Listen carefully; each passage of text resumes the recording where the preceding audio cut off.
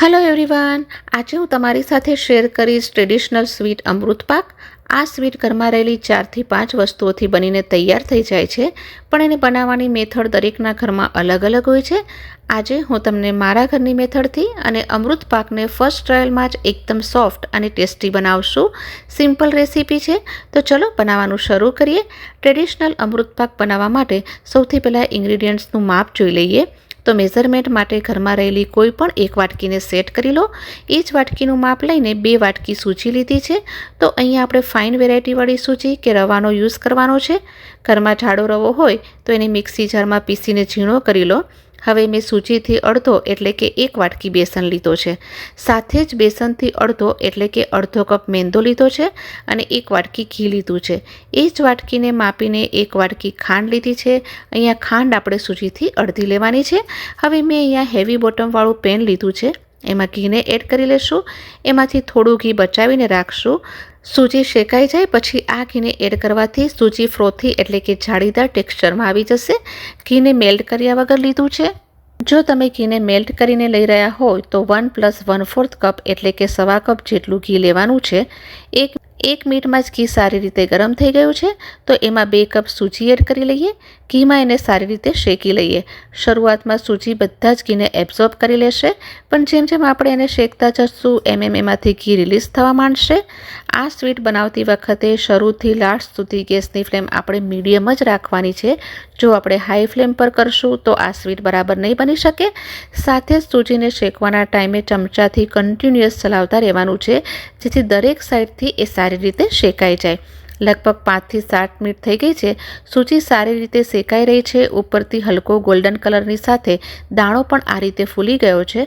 હવે આ પોઈન્ટ પર બચાવીને રાખેલું ઘી પણ એડ કરશું અને સૂજીની સાથે સારી રીતે મિક્સ કરી લેશું. સૂજીમાં એકદમ જાળીદાર ટેક્સચર આવી ગયું છે. ટોટલ અહીંયા 8 થી 10 મિનિટ થઈ ગઈ છે. ઘી પણ સેપરેટ થવા માંડ્યું છે. તો આ પોઈન્ટ પર 1 કપ બેસન એટલે કે ચણાનો લોટ યુઝ કરશું.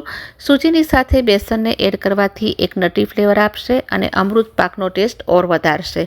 સૂજીની સાથે બેસનને પણ સારી રીતે શેકી લઈએ. બેસન જે છે એ સૂજીની સાથે સારી રીતે શેકાઈ જાય છે. શરૂઆતમાં બેસન પણ સૂજીની જેમ જ બધું ઘી એબ્સોર્બ કરી લેશે, પણ શેકાયા પછી એ તરત જ ઘી રિલીઝ પણ કરવા માંડશે. બેસનને શેકતી વખતે ગેસની ફ્લેમને મીડિયમ જ રાખશું. બેસનને શેકતા મને 3 થી 4 મિનિટ થઈ ગઈ છે. કલર પણ પહેલાંથી ચેન્જ થઈ ગયો છે. તો હવે એમાં અડધો કપ મેંદો એડ કરશું. એને પણ સારી રીતે શેકી લેશું. મેંદાને એડ કરશું કે તરત જ એમાં આ ટાઈપના બબલ્સ થવાના ચાલુ થઈ ગયા છે. મતલબ કે આપણા મિક્સચરને બાઇન્ડિંગ પણ એ આપશે અને સાથે સોફ્ટનેસ પણ આપશે. અહીં આપણે જે મેંદો યુઝ કર્યો છે એનાથી અમૃત પાકમાં સોફ્ટનેસ તો ખૂબ વધી જ જશે. તમારે જો મેંદો યુઝ ના કરવો હોય તો અડધો કપ માવો પણ યુઝ કરી શકો છો. અમૃત પાક બનાવવા માટે બધા જ લોટને શેકવાની પ્રોસેસ ખૂબ જ મહત્ત્વની છે. આપણા લોટ સારી રીતે શેકાયા હશે તો અમૃત પાક ટેસ્ટી બનશે. તો એને ગેસ પરથી ઉતારી લેશું અને હલકું ઠંડુ થઈ જાય ત્યાં સુધી ચલાવશું. હવે આમાં 1 ટીસ્પૂન જેટલો એલચીનો પાવડર એડ કરશું અને સારી રીતે મિક્સ કરી લેશું. અમૃત પાક માટે ચાસણી બનાવી લઈએ. એક કડાઈમાં 1 વાટકી ખાંડ એડ કરશું. અડધો કપ જેટલું પાણી એડ કરશું. અહીંયા આપણે પાણીનું મેઝરમેન્ટ ખાંડથી ઓછું લેવાનું છે. સાથે એ વાતનું જરૂરથી ખ્યાલ રાખો કે ખાંડને આપણે મીડિયમ ટુ લો ફ્લેમ પર જ મેલ્ટ કરવાની છે. હાઈ ફ્લેમ પર કરશો તો પાણી છે એ જલ્દીથી બળી જશે અને ખાંડ મેલ્ટ નહીં થાય. તો લગભગ 3 થી 4 મિનિટ થઈ ગઈ છે. આપણી ખાંડ એકદમ સરસ રીતે મેલ્ટ થઈ ગઈ છે. પણ આપણે અહીંયા ખાંડની એક તારની ચાસણી બનાવવાની છે. વધારે તારવાળી ચાસણી નહીં બનાવીએ, નહીંતર અમૃત પાક વધારે હાર્ડ થઈ જશે. 3 મિનિટ થઈ ગઈ છે અને આ જે સિરપ છે એનું મિક્સચર હલકું ઘટ થઈ ગયું છે. ચમચામાં લઈ અને હાથની આંગળીઓથી ચેક કરશું તો તમે જોઈ શકો છો કે એક તાર થઈ રહ્યો છે. મીન્સ આપણું જે સિરપ છે એ અમૃત પાક માટે એકદમ પરફેક્ટ રેડી થઈ ગયું છે. તો ગેસની ફ્લેમને બંધ કરી લઈએ. તૈયાર કરેલું આ સુગર સિરપ આપણે સૂજીના મિક્સરમાં એડ કરતાં પહેલાં આ રીતે ઠંડુ કરી લેશું. આ સ્ટેપ બહુ જ ઇમ્પોર્ટન્ટ છે. સિરપને હલકું ઠંડુ કર્યા પછી જ નાખવાથી આ જે પાક છે એ સારી રીતે સેટ થઈ જાય છે. સારી રીતે મિક્સ કરી લેશું. શરૂઆતમાં તમને આ પાકનું મિશ્રણ થોડું લૂઝ લાગશે, પણ જેમ જેમ એને મિક્સ કરતા જશો તેમ તેમ એ ઘટ થતું જશે. લગભગ 2 મિનિટમાં પહેલાંથી સારું એવું ઘટ થઈ ગયું છે. તો હવે આ મિશ્રણને સ્પ્રેડ કરવા માટે પ્લેટને મેં પહેલેથી જ ઘીથી ગ્રીસ કરી લીધી છે. એમાં અમૃત પાકના મિક્સચરને એડ કરી લેશું અને સ્પેચ્યુલાના હેલ્પથી એક સમાન લેવલમાં કરી લેશું. હવે એના ઉપર થોડાક બદામના ટુકડા સ્પ્રિંકલ કરી લેશું. તમને પસંદ હોય તો પિસ્તા અથવા અથવા કાજુના નાના નાના પીસીસ પણ તમે એની ઉપર સ્પ્રિંકલ કરી શકો છો.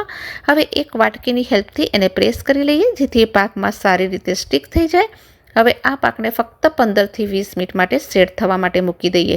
અહીંયા આ પાકને સેટ થવામાં ખૂબ જ ઓછો ટાઈમ લાગે છે. 10 મિનિટ થઈ ગઈ છે તો આ પાક સેટ થઈને પહેલાંથી થોડો હાર્ડ થઈ ગયો છે. તો નાઇફની હેલ્પથી કટ લગાવી લેશું. એને આપણે પૂરું ઠંડુ નથી થવા દેવાનું. થોડું સેટ થઈ જાય પછી એમાં કટ લગાવશું. અહીંયા બધા જ કટ મેં લગાવી લીધા છે. હવે એક પીસને ડિમોલ્ડ કરીને જોઈ લઈએ. એકદમ સરસ આ રીતે પાક બનીને તૈયાર થયો છે. હાથેથી તોડશો તો અંદરથી એકદમ સોફ્ટ છે. તો આ રીતે એકવાર અમૃત પાક બનાવીને રેડી કરજો. બધાને ખૂબ જ પસંદ આવશે. થોડીક વાતોનો ખ્યાલ રાખીને અમૃત પાક બનાવશો તો પહેલી જ વારમાં પરફેક્ટ બનશે.